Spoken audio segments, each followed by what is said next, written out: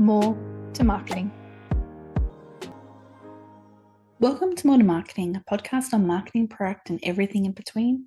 I'm your host, Susan, and today we're going to have a dive into how to price a product and also how to understand product economics. So to start off with, let's go about how to price a product. Pricing a product effectively is a critical aspect of any business strategy. It involves more than simply assigning a number to your product. It requires a deep understanding of your costs, your target market, and your competitive landscape. Additionally, to make informed decisions, you must grasp the concept of product economics. So we're going to dive into this right now. So the pricing process itself contains many different steps. So first off, you really have to have a cost analysis. Start with a comprehensive analysis of your production and operation costs. This includes raw materials, your labor, overheads, and any fixed costs like rent or equipment.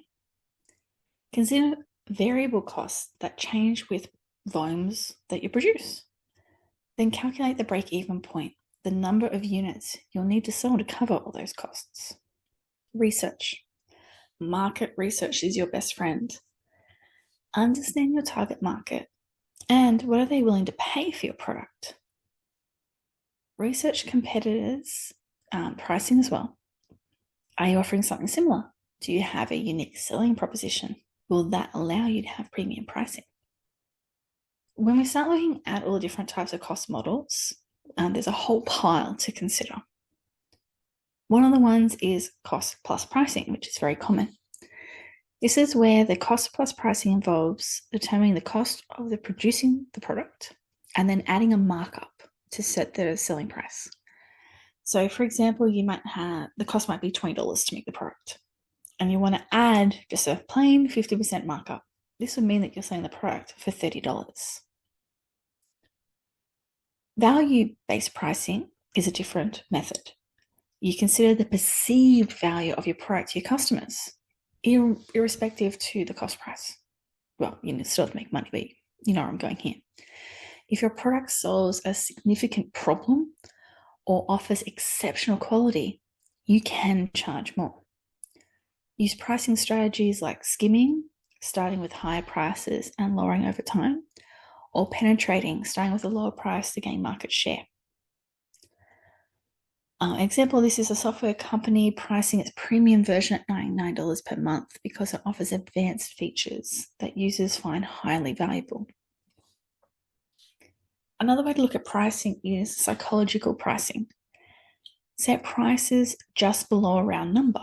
So instead of $10, $9.99 to create a perception of a bargain or a cheaper price. Leverage the power of the 9. So another example here is not $100, but $99. It's all part of the minds trick. Dynamic pricing. So adjust prices in real time based on factors like demand, competition, or even customers' browsing history. Use data and analytics to optimize these prices. Another way you could do pricing is based on competitive pricing. So competitive pricing involves setting prices based on what your competitors are charging for similar products. It can be used to position your products as a more affordable or premium in comparison. So smartphones. Smartphone manufacturer pricing is the latest model at a similar price to a main competitor to gain market share. Dynamic pricing, as we've said, is just so much fun. Another model that is becoming more and more popular is the freemium model. The freemium model offers a basic version of a product for free and charges for the premium features or services. Here it could be a cloud storage provider offering free storage with an option to pay for additional storage capacity. But overall, the pricing strategy, you need to decide what's going to work best for you. Are you competing on price? Are you competing on differentiation through value? Or are you positioning yourself as a premium? You need to consider that when building that pricing model. So I've given you a few examples to work with. Now we have to begin to understand what product economics are as well, because they all mesh together. Product economics refers to the financial health of a product or service. It involves understanding how costs and revenue are associated with a product over its life cycle. So some key components here is you got your CAC, CAC, which is your customer acquisition cost. It's the cost of acquiring your customer, including the marketing and the sales expense. Another one is CLV, customer lifetime value, the expected revenue from a customer throughout their relationship with your business. Gross margin, the difference between the revenue generated by a product and the costs directly of the product and delivering it. Churn rate, at what rate are the customers stopping using or buying your product and leaving you? Burn rate, the rate at which a company spends its available capital over time. So get a grasp with them of what you're working on with your business. And then that helps you with the product economics to understand where your sustainable growth is.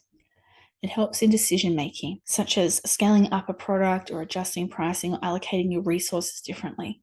By optimizing product economics, a company can achieve profitability and long-term success.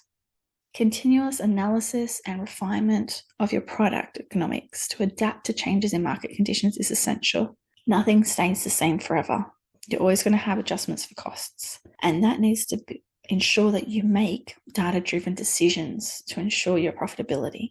Pricing a product is a multifaceted task, as I've shown you, with all these different types of pricing models and all the other pieces you need to consider with your product economics. And it involves understanding product economics and choosing the right pricing strategy. By analyzing your CAC, CLV, gross margin, churn rate, and break-even points, businesses can make a more well-informed decision about how to price their product and their service. Whether you opt for that cost plus, value-based, competitive, dynamic, freemium, whichever one it might be, it's crucial to consider the broader economic implications and the long-term sustainability of your pricing strategy.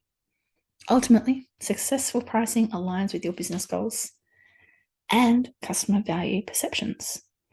So try to always ensure that profitability and growth are within there too. Thank you for listening to this podcast from More Marketing. Follow to hear more. More to Marketing.